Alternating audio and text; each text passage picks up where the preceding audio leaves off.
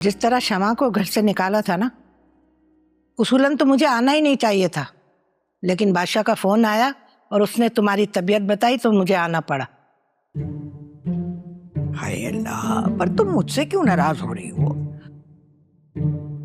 अरे शमा के जाने के बाद मैंने घर में वो लड़ाई की क्या क्या बताऊं। हाँ, लड़ाई की है। अगर तुम जरा सा भी शोर शराबा करती ना तो शमा यहाँ से जाती ही नहीं। वो तो मुझे समझ आ गई इस बात की कि तुमने उसे अपनी खिदमत के लिए यहाँ बुलाया था।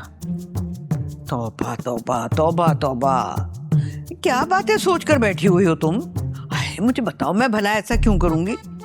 तो शमा ने आके मुझे कहा और ताना दिया उसने मुझे, तो मैं समझ गई मैं क्या कहती उसे। खैर अब बताओ, कैसी तबीयत है तुम्हारी? बस क्या बताऊं, इस डेंगू बुखार की वजह से मैं तो चलने फिरने के काबिल नहीं रही हूं।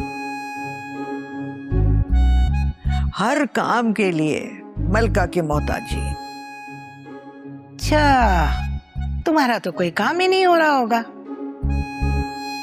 है? और वैसे भी तुम्हारी बहू तो तुम्हारा कोई काम नहीं करती और कोई ख्याल भी नहीं करती।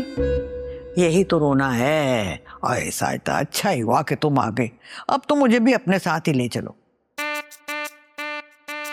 अगर मैं यहाँ रहूंगी ना तो पता नहीं मलका मेरे साथ क्या हाल करेगी। गिन गिन के बदले लेगी वो। बहुत जालिम है। इस सबसे तो बेहतर है मैं तुम्हारे साथ ही रहूं। नहीं बनी, तुम मेरे घर नहीं जा सकती। भाई मेरे घर में हम अपना ही पूरा नहीं कर पाते तो तुम्हारा कैसे करेंगे?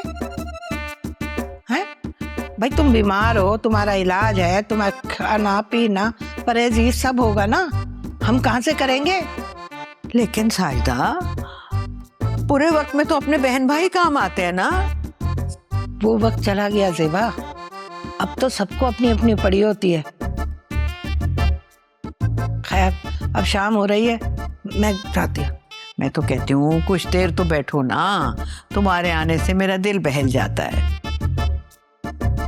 नहीं ज़ेबा, शमा घर पे अकेली है और मुझे जाना जरूरी है। अल्लाह हाफिज, अपना ख्याल रखो, फिर बात करेंगे।